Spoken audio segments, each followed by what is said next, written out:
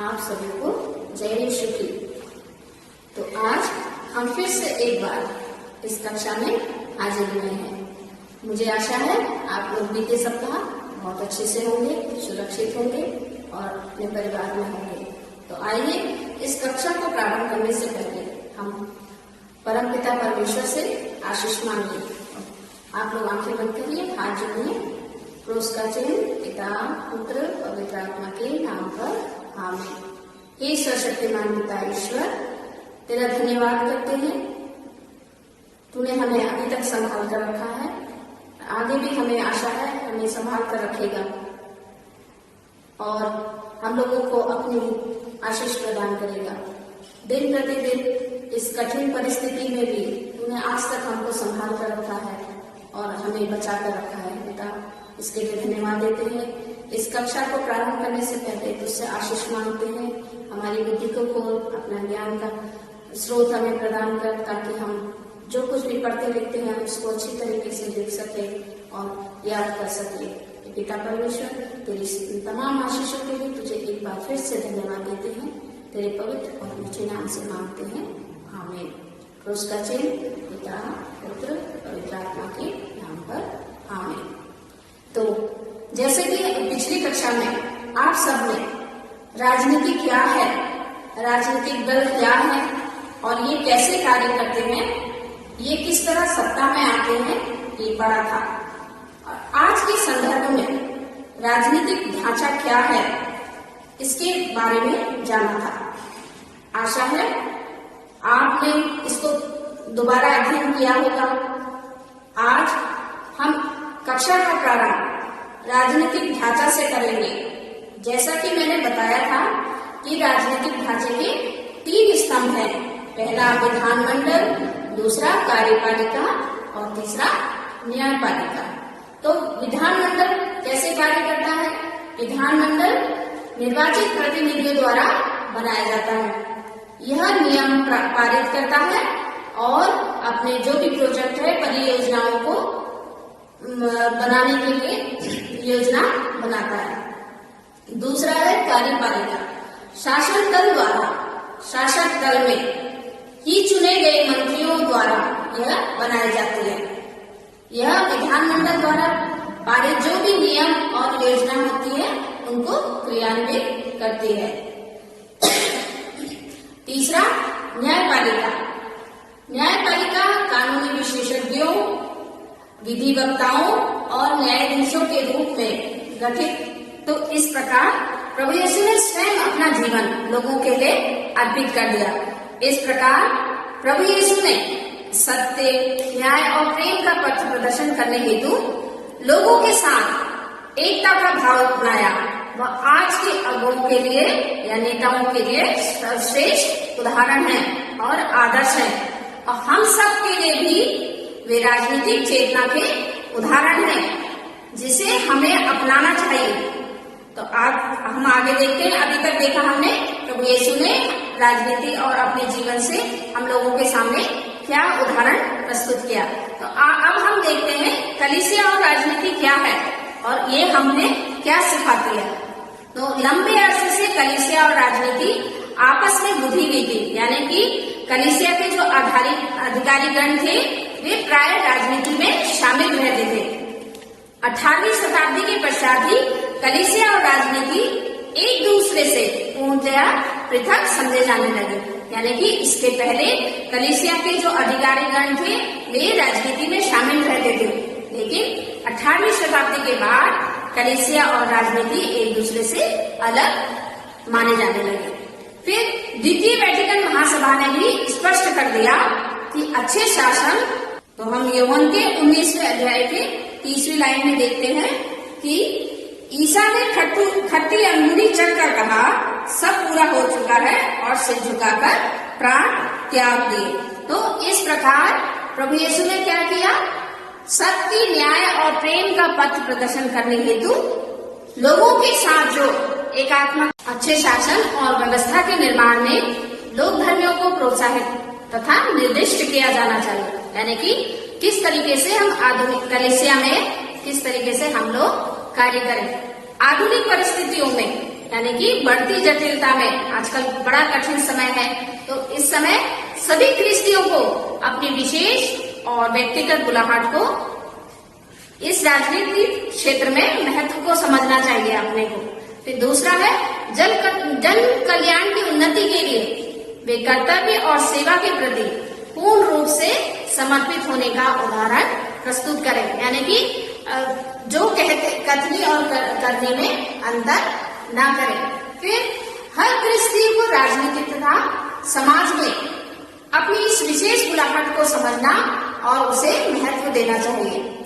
तीसरा, कलीसिया किसी भी राजनीतिक व्यवस्था से अनुबंधित नहीं होती है और यह सच है कि राजनीति और धर्म स्वायत्त है।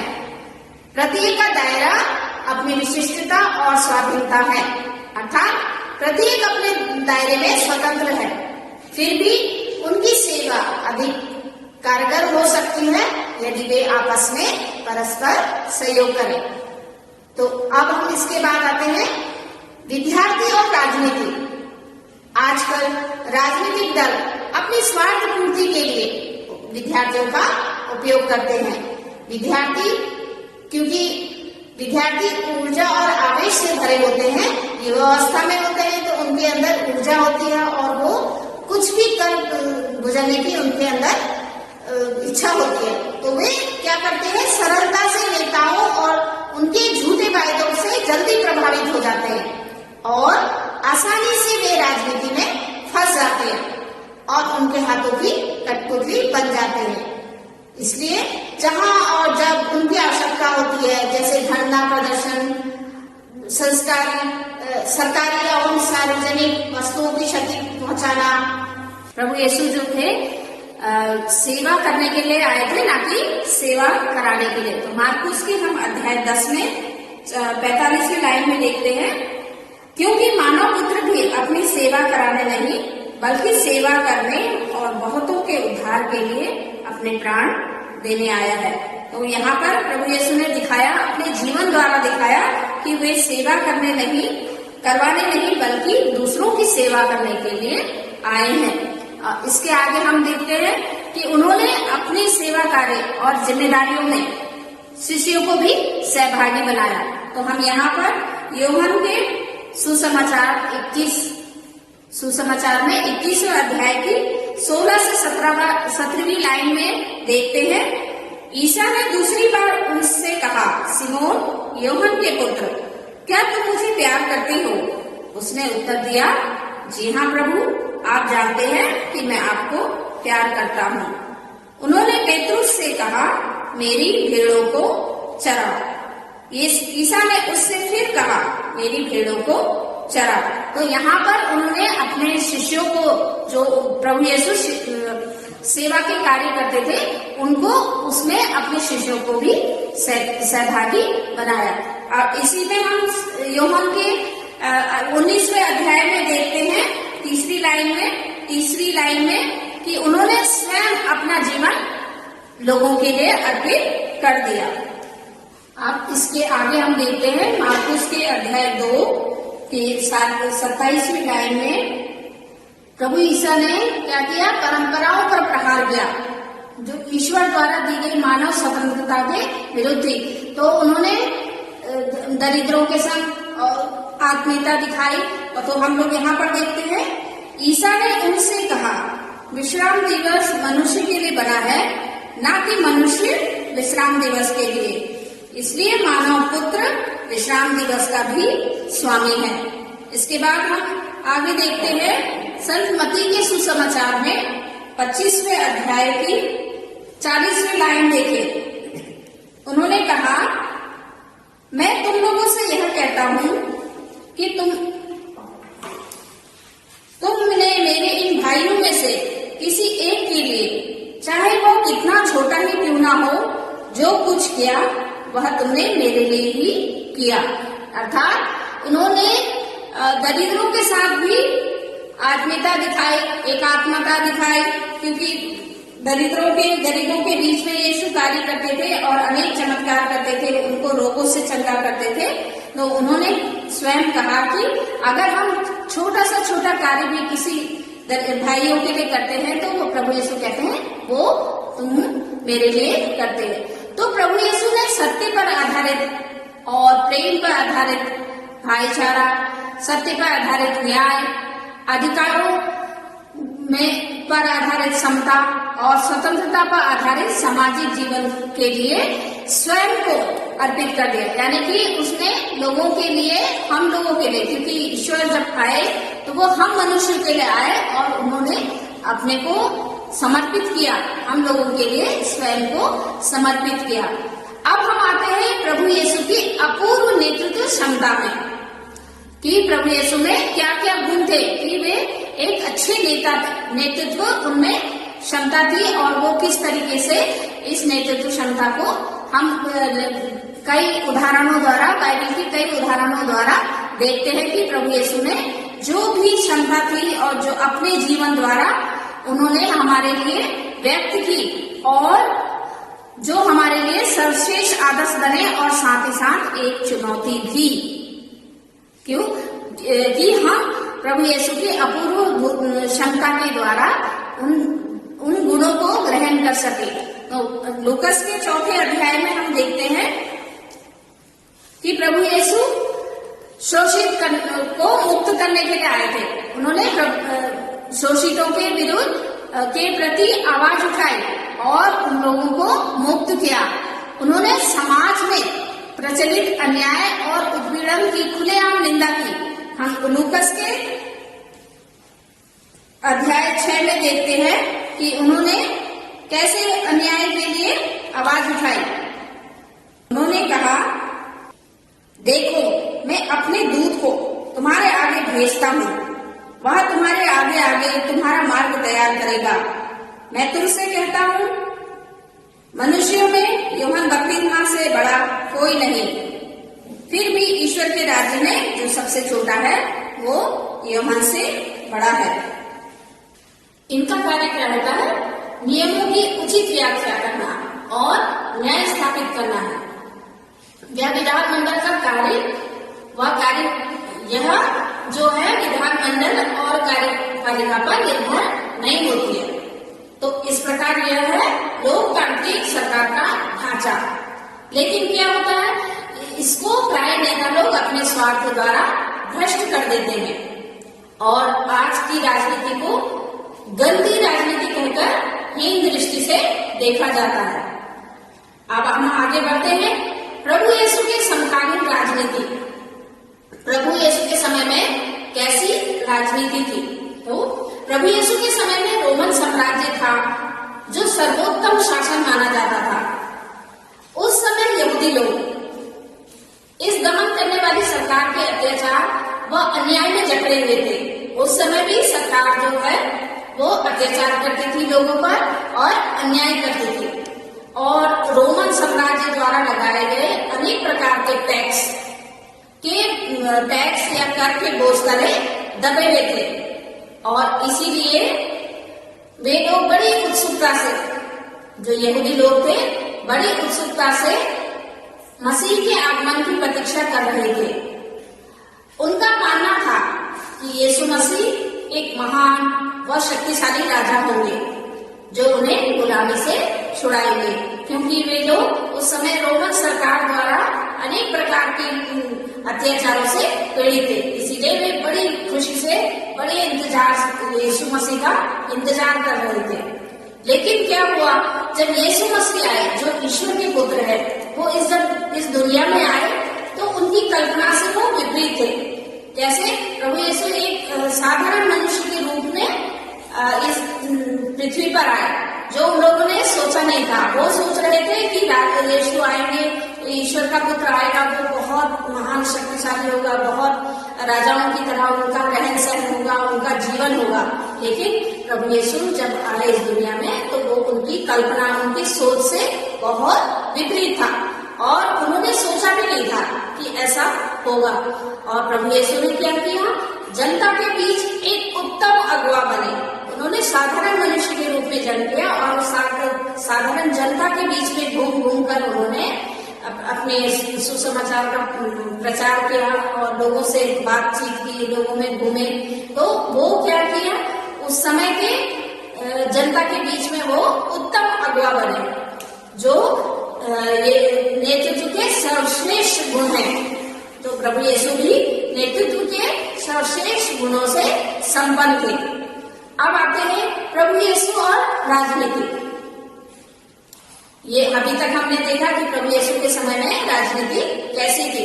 अब प्रभु यीशु और राजनीति।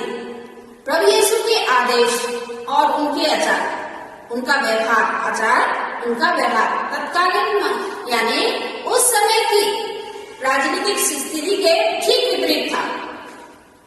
जब यीशु ने रोटियों का चमत्कार किया तो लोग क्या करने लगे, उन्हें अपना जनता, जो भी जनता थी वो उनको अपना राजा बनाना चाह रही थी, लेकिन प्रभु यीशु ने क्या किया, उसको अस्वीकार कर दिया और उन्होंने ये कहा कि मेरा राज्य इस संसार का नहीं है। वे इस संसार में अपनी सेवा कराना नहीं बल्कि सेवा करने आए थे। तो अब आइए सुसमाचार द्वारा देखते हैं कि यीशु ने इस राज्य का जो रूप बताया है, जिसे यीशु ने वर्णन किया है, वह किस प्रकार है। यूहन्ना के सुसमाचार के 4 अध्याय के 9वीं लाइन में देखते हैं। यीशु ने समारी स्त्री से कहा, जब पानी मांगा, यीशु ने समारी स्त्री से पानी मांगा तो समारी स्त्री ने प्रभु यीशु से क्या कहा? उसने उनसे कहा, यह क्या, आप यहूदी होकर भी मुझ समारी स्त्री से पीने के लिए पानी मांगते हैं। तो यहाँ पर ईसा क्या थे, एक रोमन नागरिक, एक यहूदी नागरिक है, और उन्होंने यहूदियों का सर्वश्रेष्ठ उदाहरण दिया कि जब समारी स्त्री से यीशु पानी मांगते हैं तो वह कहती है कि आप यहूदी होकर भी मुझसे पानी मांगते हैं, समारी स्त्री से पानी मांगते हैं। तो वहां पर उन्होंने एक सामाजिक उदाहरण हम लोगों के सामने प्रस्तुत किया।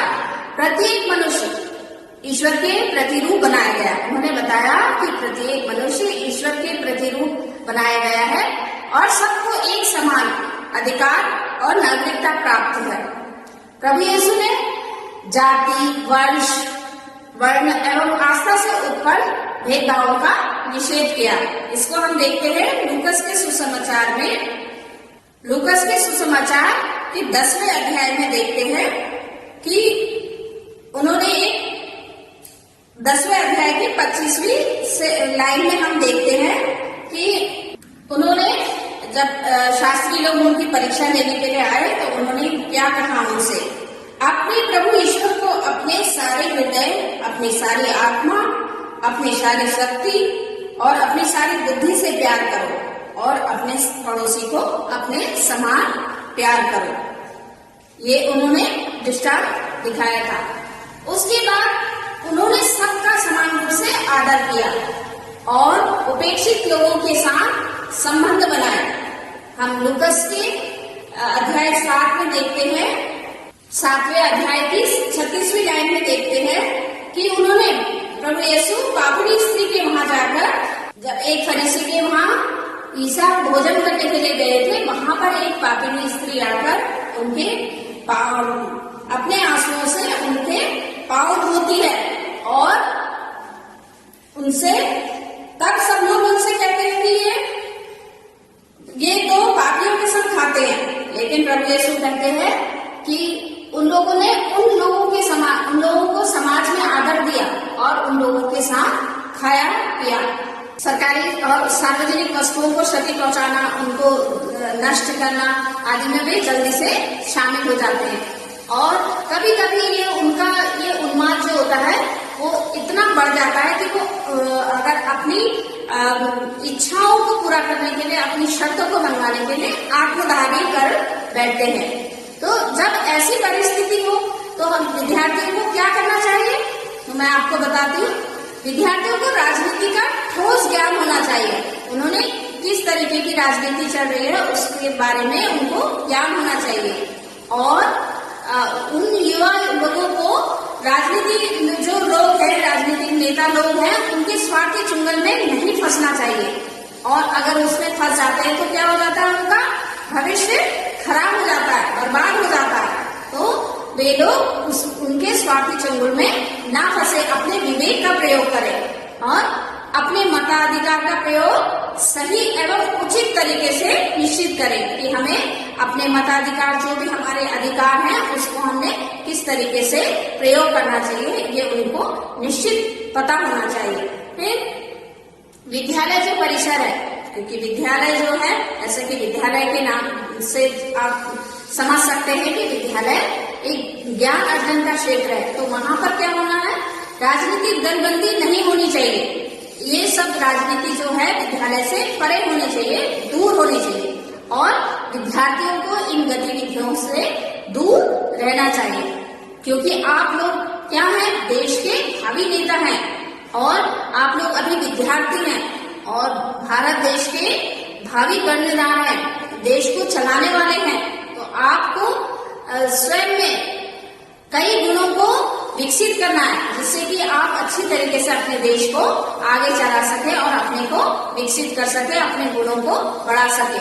तो सबसे पहले ईश्वर के साथ अपने घनिष्ठ संबंध बनाएं और अपने जीवन में जो भी आध्यात्मिक मूल्य हैं उनको विकसित करें और उनको बढ़ाएं। फिर अपने आत्मविश्वास को विकसित करें, सेल्फ कॉन्फिडेंस, जो कि निश्चित करें कि हमें क्या करना है, क्या सही है, क्या गलत है, उस आत्मविश्वास को हमें विकसित करना है।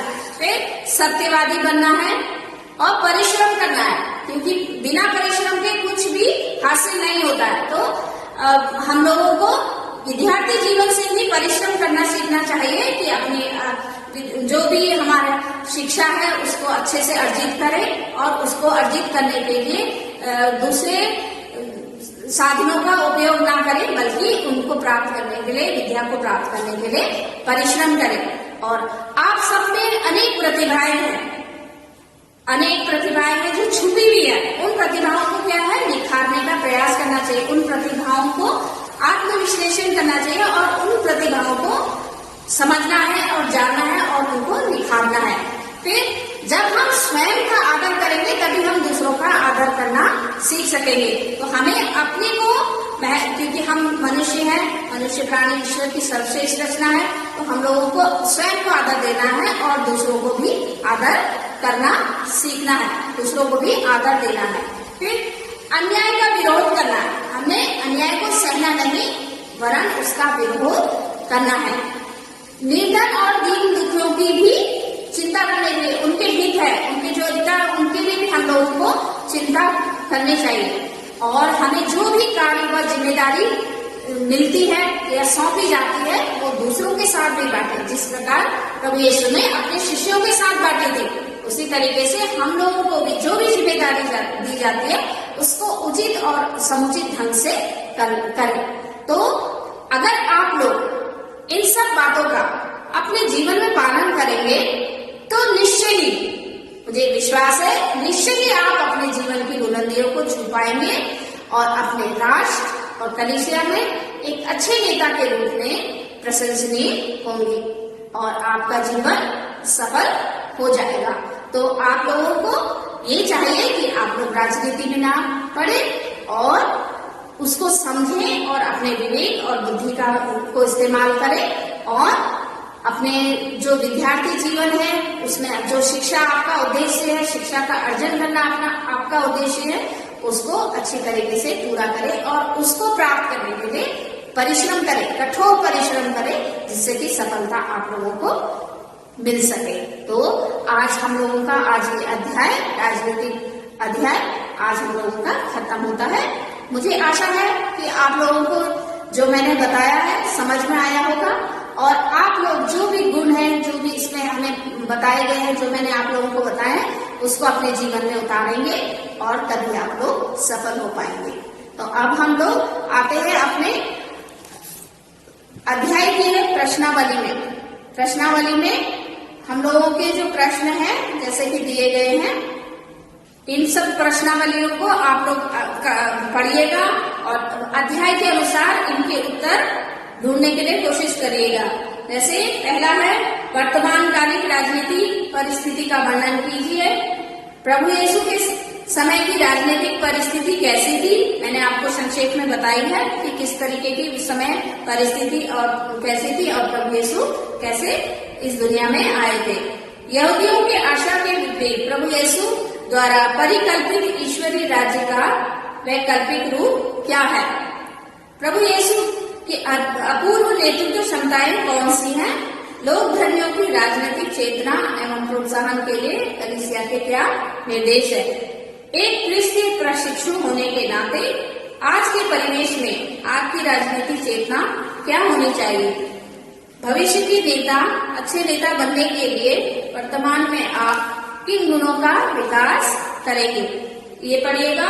इसके बाद है आप लोगों का, यदि मैं एक राजनीतिक नेता होगा, तो ये आप लोग तैयार कीजिएगा कि किस तरीके से, अगर आप एक राजनीतिक नेता होते तो किस तरीके से आपका जीवन होता।